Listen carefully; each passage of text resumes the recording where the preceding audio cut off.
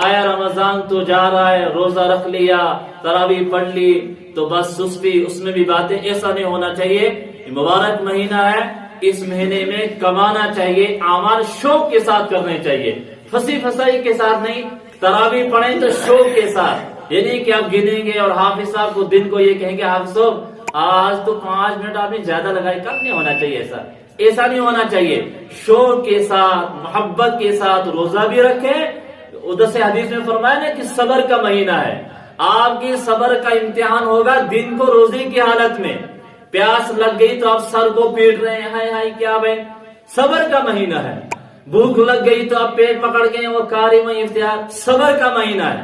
جس طرح آپ روزے کی حالت میں آپ کو صبر دکھانا ہے، ٹھیک اسی طرح آپ کو تراویح میں بھی صبر دکھانا ہے۔ حافظ صاحب 1 پارہ 1.5 پارہ پڑھ رہے ہیں تو آپ کو صبر سے کام لینا چاہیے، تحمل سے کام، برداشت سے، محبت کے ساتھ تراویح پڑھنی چاہیے۔ یہ نہیں کہ آپ پیچھے پیچھے کھڑے ہیں ٹیک لگا کے، ایسا نہیں ہونا چاہیے۔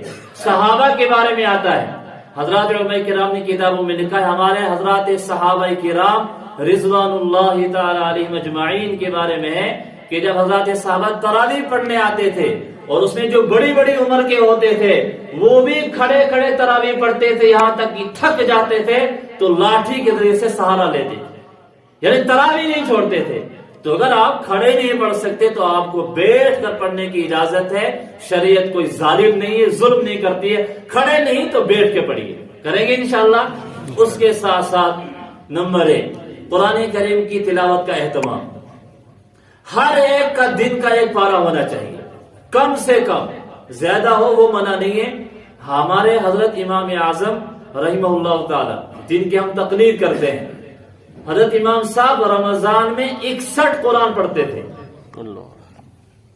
61 قرآن، 60 قرآن وہ اپنے پڑھتے تھے، 1 قرآن تراویح کا، دن کو 1 قرآن، رات کو 1 قرآن، دن کو 1 قرآن، رات کو 1 قرآن، 30 قرآن ہوتے ہیں 1 تراویح کا۔ اللہ، وہ کوئی تو انسان، تو کم سے کم رمضان میں ہمارا 1 قرآن ہونا چاہیے۔ اس کی ترتیب یہ ہوگی کہ دن کا 1 پارہ، اس سے زیادہ کرے تو آپ کے لیے بہت اچھا ہے، ثواب کی بات ہے، دن میں کم سے کم 1 پارہ ہونا چاہیے۔ نمبر 2 جو نوافل ہیں، اشراق ہے، چاشت ہے، اوابین ہے، تہجد ہے، یہ نمازیں ہم سے قطعاً نہیں چھوڑنی چاہیے۔ 11 مہینے ہم تہجد نہیں پڑھ پائے تو کیا رمضان میں نہیں پڑھیں؟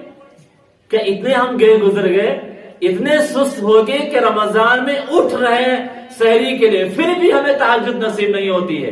اگر ہم سحری کے لیے اٹھ رہے ہیں، رمضان ہمیں مل رہا ہے، پھر بھی تہجد نصیب نہیں، سوچنا چاہیے کہ میں کتنا گر چکا ہوں۔ تو تہجد نہیں چھوڑنی چاہیے، کم سے کم 2 رکعت تو ضرور، اس کے بعد دعا، تہجد میں دعا قبول ہوتی ہے۔ اس کے بعد چاشت ہے، چاشت ہماری نہیں چھوڑنی چاہیے۔ حدیث میں آیا جس نے 2 رکعتیں اشراق کی پڑھی اس کو 1 حج 1 عمرے کا ثواب ملتا ہے، چاشت نہیں چھوڑنی چاہیے۔ اوابین، مغرب کی نماز کے بعد 6 رکعتیں ہوتی ہیں، ان کا نام ہے اوابین۔ حدیث میں آیا جس نے 6 رکعتیں اوابین کی پڑھی اس کو 12 سال کی نفلی عبادت کا ثواب ملتا ہے۔ کیا ہم رمضان میں بھی نہیں کمائیں گے؟ تو مغرب کے بعد تو کوئی نظر ہی نہیں آتا مسجد میں، تو ایسا نہیں ہونا چاہیے، صبر سے کام لیں گے۔ کتنا وقت لگے گا؟